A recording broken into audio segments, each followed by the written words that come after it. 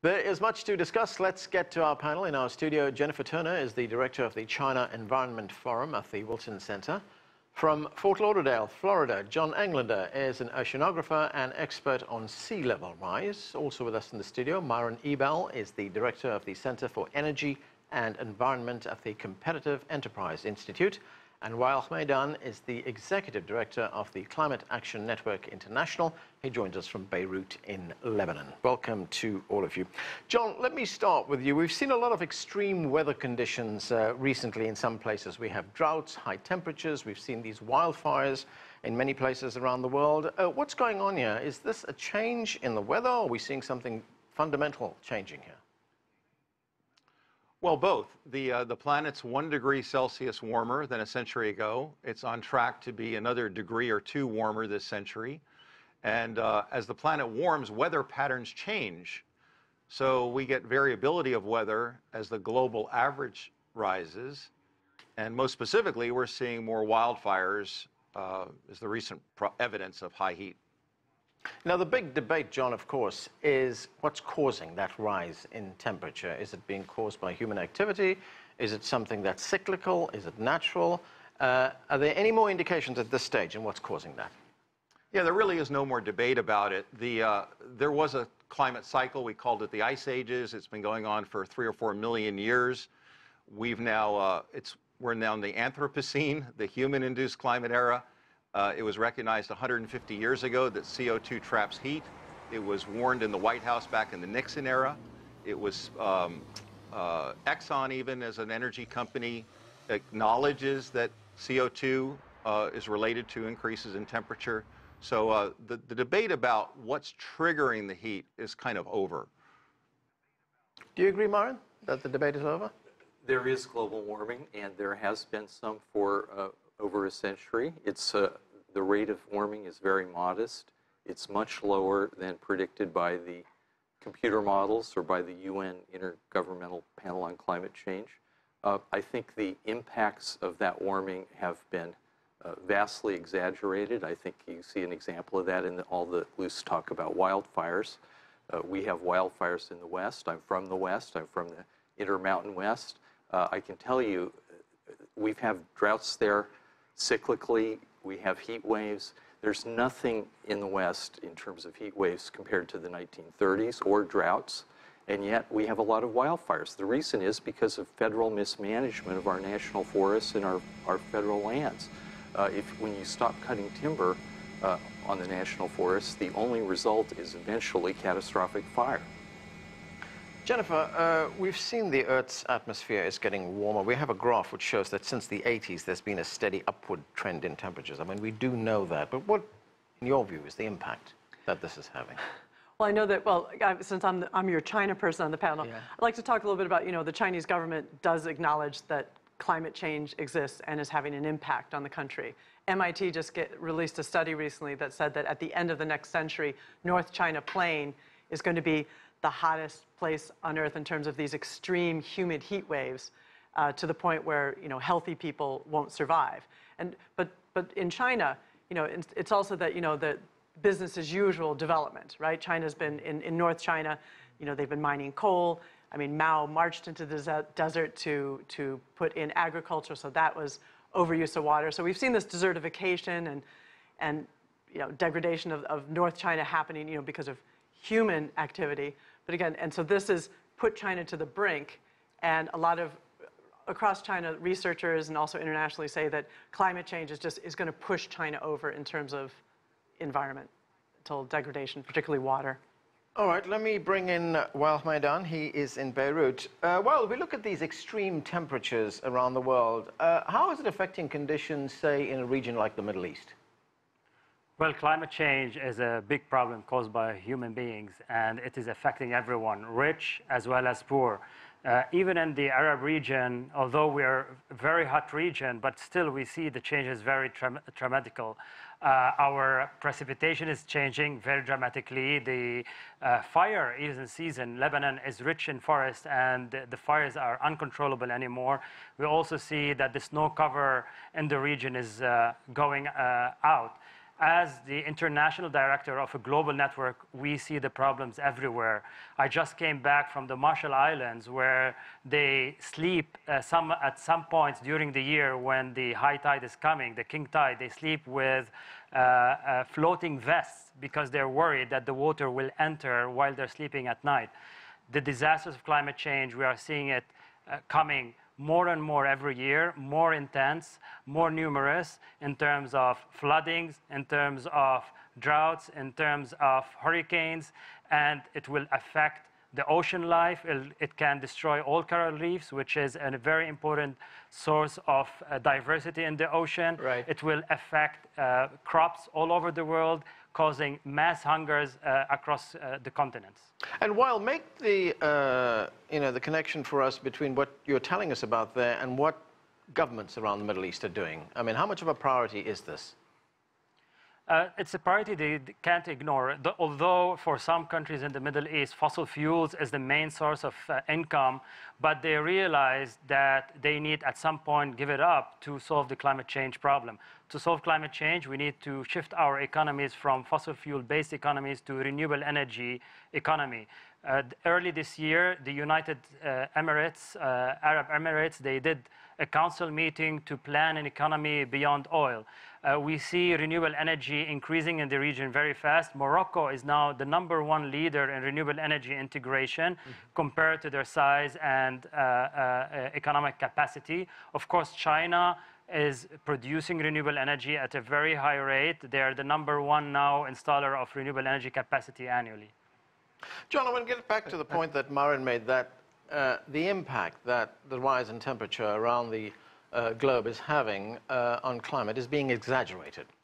Sure. And first of all, I really appreciate that Myron and his organization now acknowledge that not only is temperature warming, but that it does relate to carbon dioxide levels. So that's great. And I do also agree with his point that forest management can probably reduce some of the wildfire problems. So we're in agreement there. But I really appreciate that Wael brought in the issue of sea level rise and the islands that he's talking about. But it's a global problem.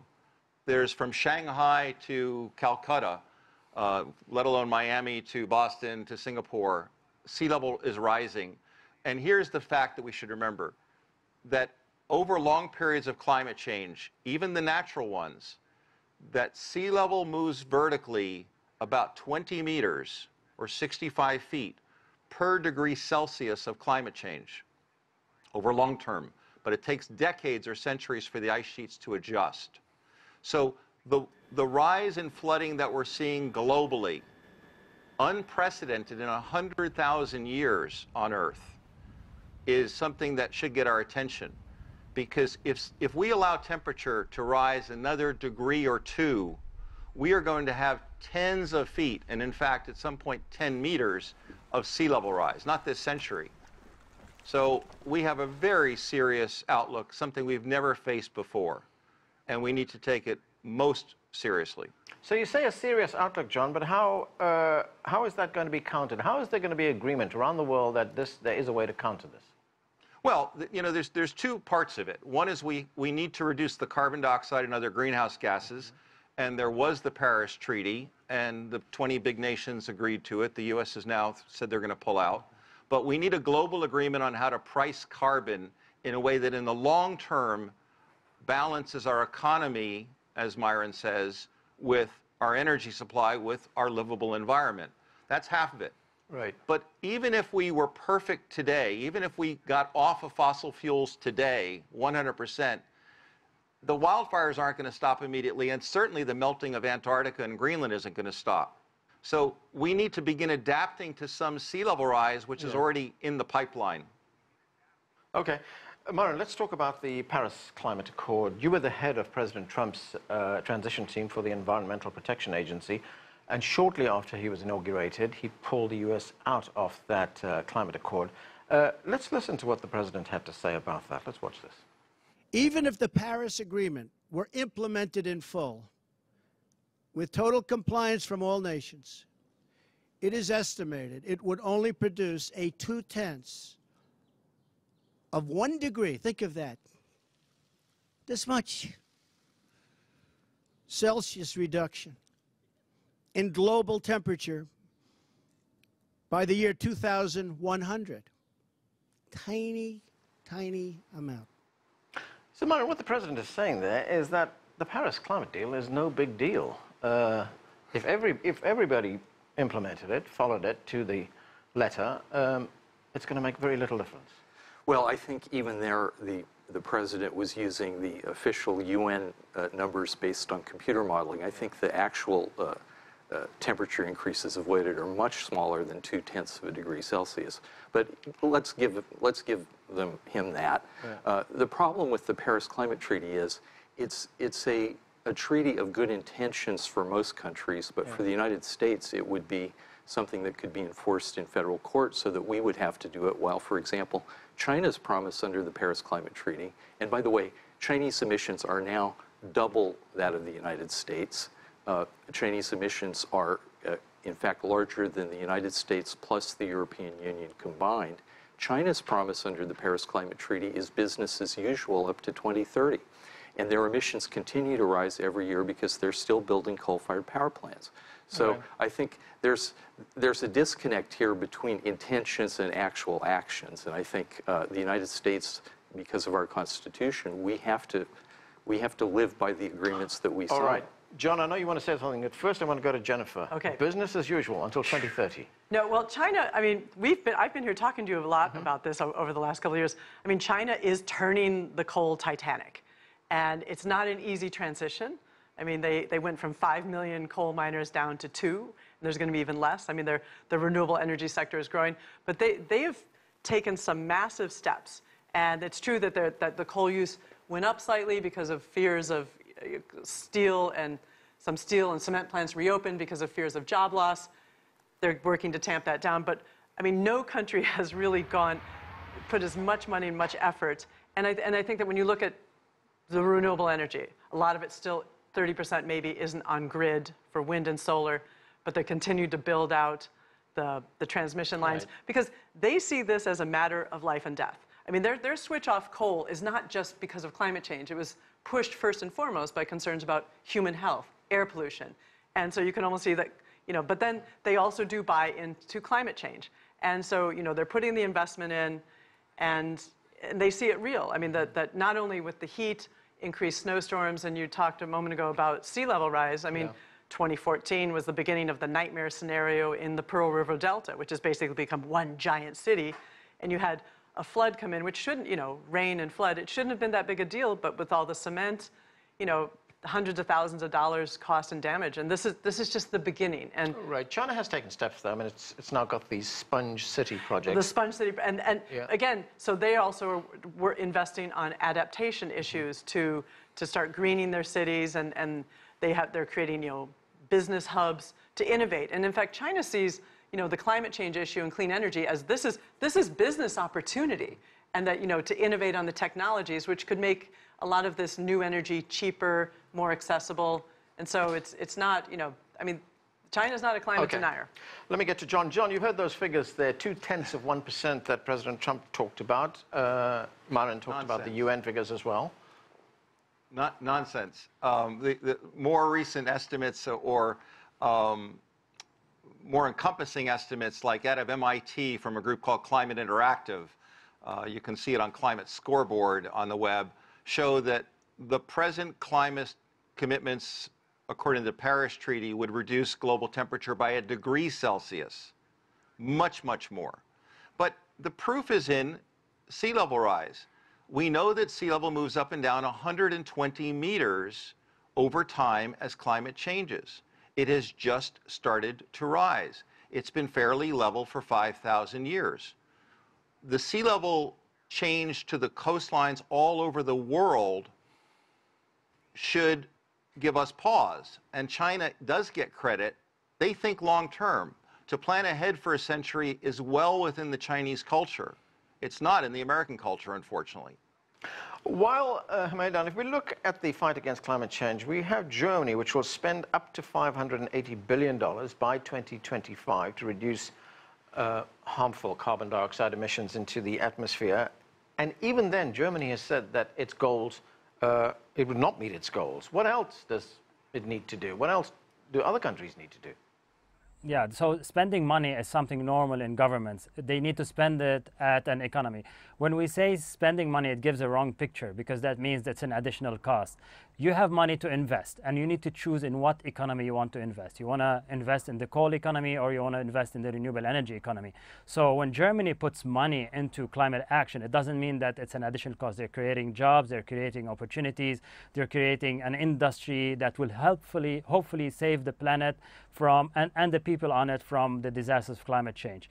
We see action everywhere. China is doing great. Actually, even the United States, there's a lot of actors. Although the administration is not fully on board, we see a lot of states, we see a lot of businesses, a lot of cities are acting on climate change and compensating a lot. It's great to hear that, as you mentioned, Trump, at least he believes that action on climate change needs to happen and Paris is not enough. That's great. If that's the reason, then step in and make sure that everyone does more to save ourselves from climate change. I have to note that every country in the world almost have signed on the convention, the United Nations Framework Convention on Climate Change, included the US. The issue is not if climate change exists or not. This has been resolved by all countries, all governments, and the International Panel on Climate Change, which more than 2,000 scientists review its reports, including scientists from Saudi Arabia and other countries that depend on fossil fuels and would welcome any kind of doubt in the science that would help them keep their current economy. They can't find anything wrong in it. So for us, it's resolved from the early 90s when the convention was adopted. Now action has to happen. I know there are news that delays action, but this is only news, this is only noise, but the economy is transforming. Action is happening, the transition is happening. We want it to happen faster, but there's no way to avoid the transition. All countries are going on one path. Renewable energy is only increasing, and it will continue to increase.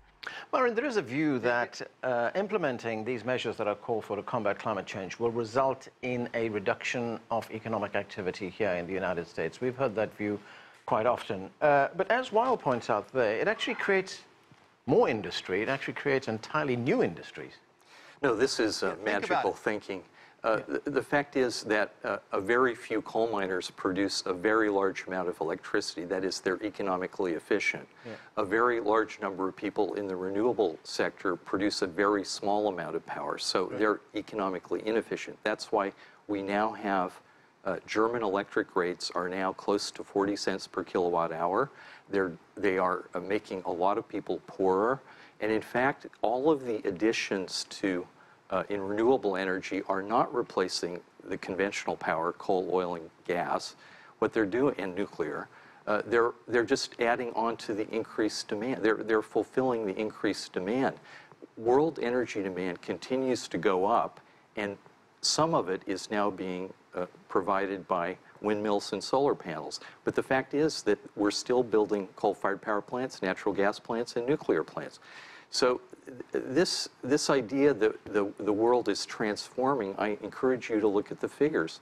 Look at 20 years ago, today, and 20 years from now, the projections. 80% of the world's energy comes from coal, oil, and natural gas 20 years ago, today, and the projections are that it'll still be 80%, but it'll be a much larger amount of energy. So, in fact, all of these energy sources are being added to the increasing pie of energy demand. Go ahead, Jennifer. Well, I think that, but in the U.S., I mean, be careful about lumping the coal with the natural gas. I mean, with a true free market, I mean, natural gas has priced out coal. I mean, would you agree that? Well, I mean, coal, can we let it follow the market? Well, it's still 30% of our electricity, and so, and it's the cheapest part of our electric grid. What we're talking about is new plants.